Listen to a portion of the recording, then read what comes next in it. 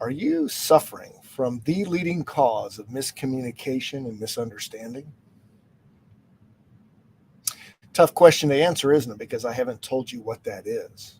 By the end of this video, I believe you'll agree with me that the curse of knowledge is the most common and most negative impact we have on our communication. It causes more distress, discomfort, and miscommunication than any other source out there. I'm Michael Davis of Speaking CPR. What is the curse of knowledge? Well, the rough dictionary definition is that the curse of knowledge is when a speaker or communicator speaks to an audience or even one person, assuming that that audience knows exactly what the speaker knows about his or her topic, and they don't. And because of that, the speaker uses jargon, terminology, and references, assuming the audience knows what they all mean. And when they don't, there's the source of the problem. Think about somebody who is maybe a speaker or presenter you've heard who stands at the front of the room, goes through a bunch of information, shares some ideas, and then asks a question. Any questions? How often do the audience raise their hand? Typically, they don't. Why? Because no one wants to publicly raise their hand and say, I don't understand. Can you help me? We don't do that. It's embarrassing.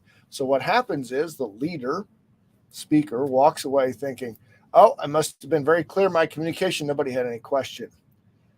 That's the problem. People go back to their respective offices or whatever their task is, and they begin these new projects, new ideas, whatever the speaker or the leader wanted them to do. They go off on a tangent, doing what they interpret is the right thing, only to find out days, weeks, months later, oh, that's not what the speaker meant.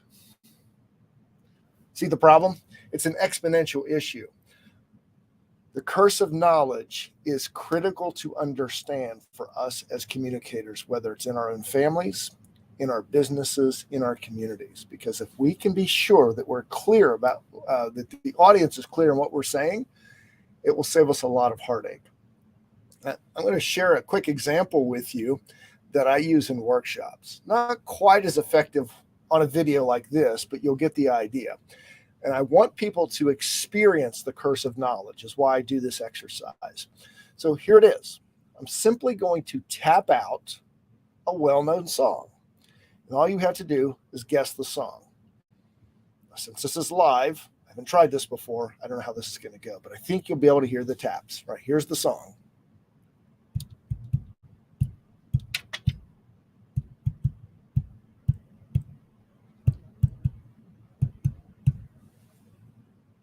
What song was that?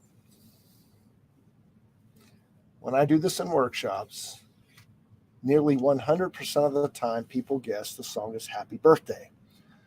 Good guess, but no, that's not it. So I usually wait about 30 seconds. I might get a couple different answers, and then I remind them, hey, this is a well-known song. You've heard it before. Why aren't you getting this? So I play it again.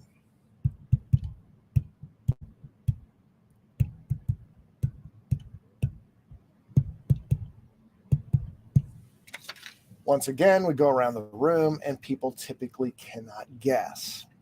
Now, in workshops, what I will do is I will pretend to get annoyed, even upset with them because they're not guessing. I'll say things like, I don't understand why you're not getting this. I'm clearly tapping the song. What's wrong with you? Why aren't you getting this?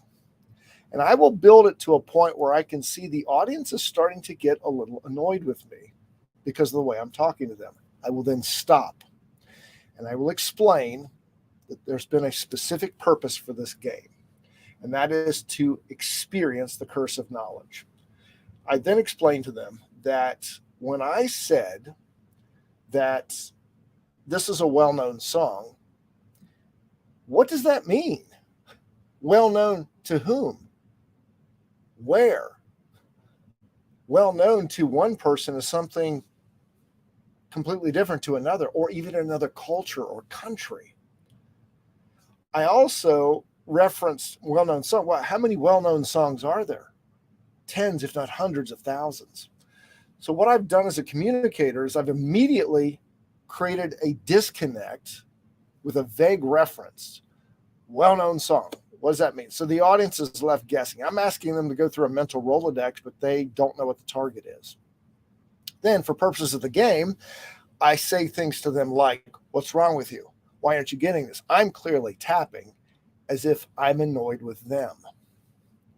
Once I've gotten them to the point where I can tell they're annoyed, I stop the game and then I ask, how do you feel about me as a presenter right now when I've been talking to you this way?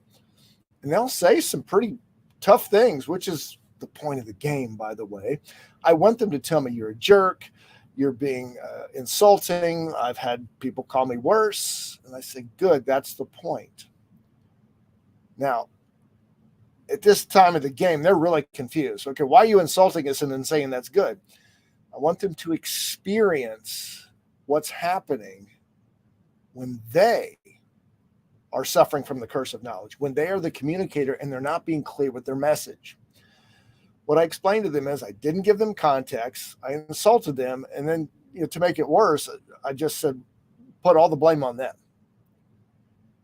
Then I ask, have you ever been in a conversation or listened to a presentation where the speaker treated you like you were kind of dumb because you weren't getting their message? And everybody says yes. And then I turn it back on them and say, have you ever been the presenter who has treated someone else like they weren't very smart, like they were dumb because they weren't getting what you were saying because you were being clear? And you see the light bulbs go on. Everybody gets the point of the game. Fortunately, nobody's thrown anything at me or thrown me out after they understand the purpose of the game. But for this video, I want you to understand, this is critical that you walk away with this. The curse of knowledge is our tendency to treat our audiences like they know what we're talking about, when we have to make sure we're not using terms or references that they don't get. Now, mind you, I did not say dumb down your material. That's not what this means at all. It means, well, let me just give you 3 steps and we'll close this one out for today.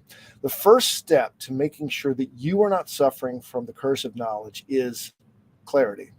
Think like your audience, whether it's an audience of 1 or an audience of 10,000.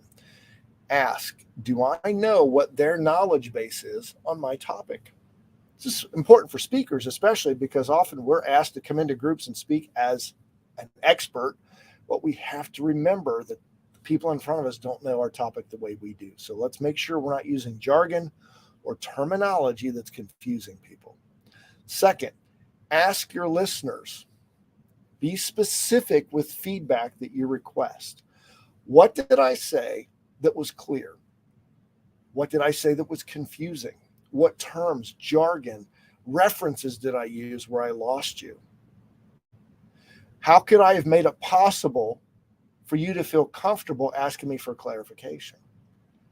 Get this kind of feedback. You'll be surprised and amazed at what people say to you, and it will be an indication of where you need to change your presentation. And thirdly, whenever you're in a communication situation, again, one-to-one or speaking to a group, and your gut is telling you, I'm not feeling a connection here, something's wrong, ask yourself, am I tapping a song they can't understand?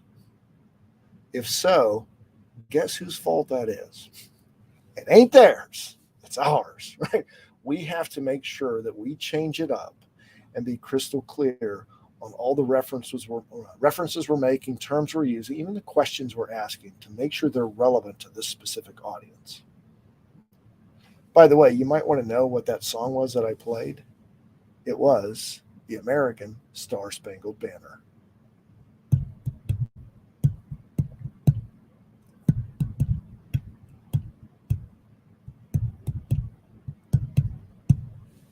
You heard it that time, didn't you? Why? Because I gave you context and I avoided the curse of knowledge. If you would like some help with your presentations, your stories, or just to make sure that you are not suffering from the curse of knowledge in those high stakes presentations you have to give, feel free to contact me at speakingcpr.com, or you can email me, mike@speakingcpr.com. See you in the next video.